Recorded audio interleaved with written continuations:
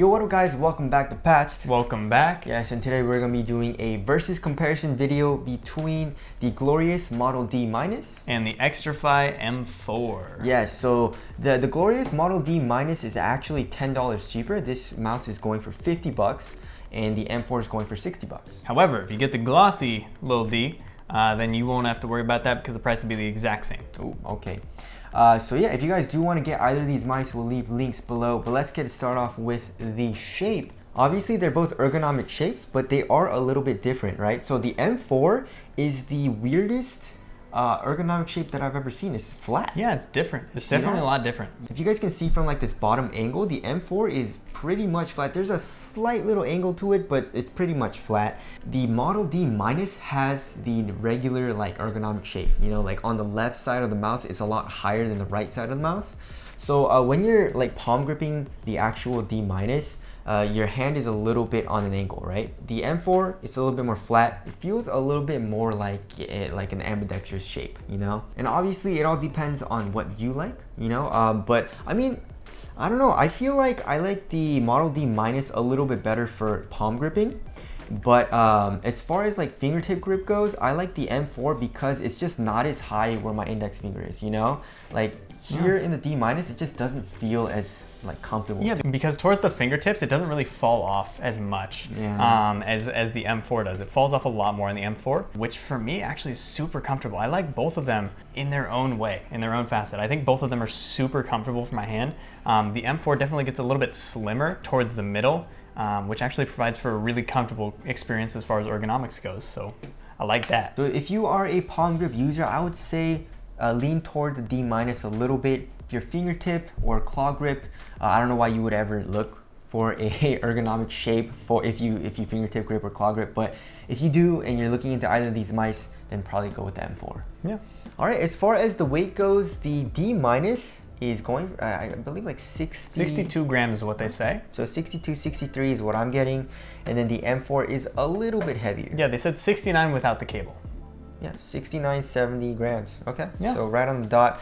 So yeah, the M4 is a little bit heavier, which is interesting because there are more holes in the M4, right? Yeah. So if you look at the M4, there's holes all over the damn mouse, especially here on the sides. And if you notice the holes, they're circular, which is pretty interesting. That's a little bit different than the honeycomb style structure that we've been seeing in like all gaming mice lately. Almost all of them. Yeah, but the D- doesn't have any holes on the sides of the mouse. So. Yeah.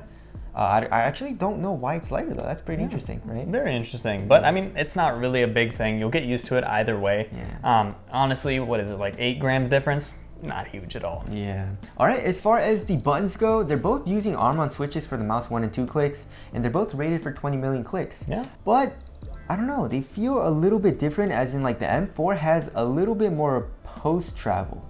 And I don't like that as much, right? Yeah, I mean, it's definitely, I mean, there's a little bit more post-travel. It's a little bit squeakier. Yeah, definitely. But honestly, they're very firm as well. Like there's definitely like no mush at all that I can feel. But the post-travel, I mean, it does make a significant difference actually. If you're gonna be really like slamming those mouse buttons down, you'll definitely feel it. Mm-hmm.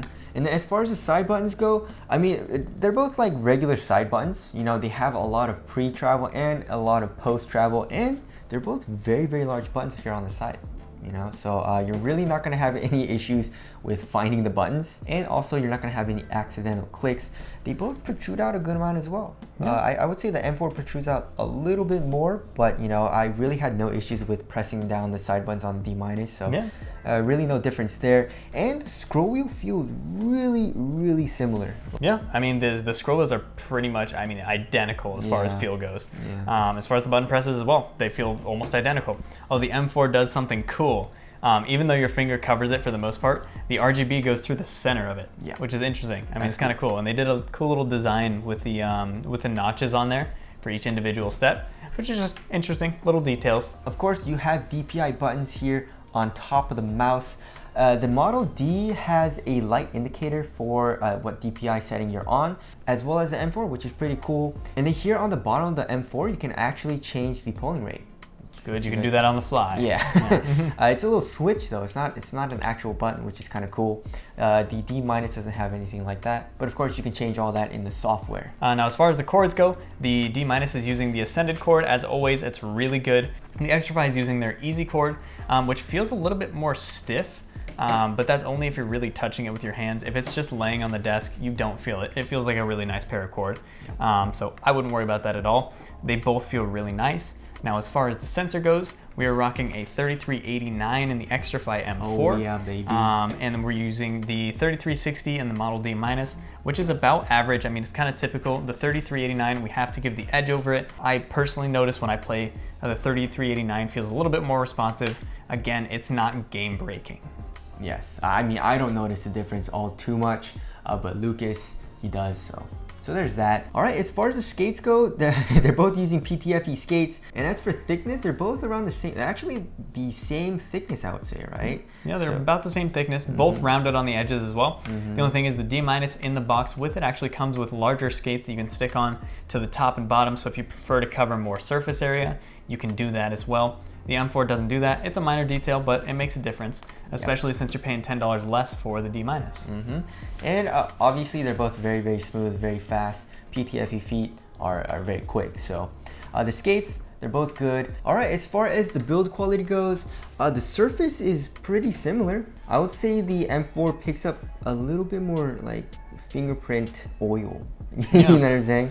Yeah, again, I mean, it's super, super minor.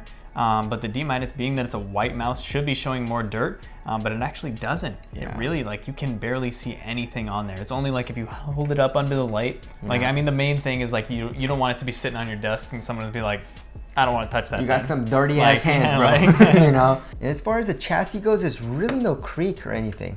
You know, they both feel solid. And as far as the side wobble goes, there's really none on either of the mice. Yeah. I would say the M4 maybe wobbles just a little bit more, but that's when you put a lot of force on it, so you're really never gonna do that when you game. All right, wrapping things up. I mean, everything about both of these mice is pretty damn similar, you know, besides the shape. And personally for me, I like the flatter shape of the M4, so I'll have to give the edge to the M4 because that's just what I prefer. Yeah, for sure. I mean, for me personally, I really like both of these guys equally. I would just say because of the different colorways available for the M4, that I would choose the M4. Although they do cost more. The blue and the pink iterations are $5 more, and then this guy is $20 more for the retro edition. And also, in my opinion, the RGB on the M4 looks a little bit better. Yeah. You know, it's a little bit easier, and there is a little option that you can change for the M4. Like when you click the left button or when you click the right button, the actual like RGB lights up, which is really, really sick. Yeah, it has some really cool settings on there for the RGB. It's all the little things that are built up on this mouse that really sort of give it the edge, because both of them are really similar in a lot of facets, and both of them are really good in their own ways. For me personally, I would pick the M4 over the D-, despite the $10 difference. Yes, exactly. So obviously, if you like to have that, you know, that ergonomic shape where the left part of the mouse is a little bit higher, then obviously go with the D-. But you know, everything else, like we mentioned in the video, is pretty damn similar. So anyways, that about wraps up this comparison video. Again, if you guys want to cop either of these mice, we'll leave links below. But that's it. Thank you guys for watching, and we'll see you guys in the next one. See you in the next one.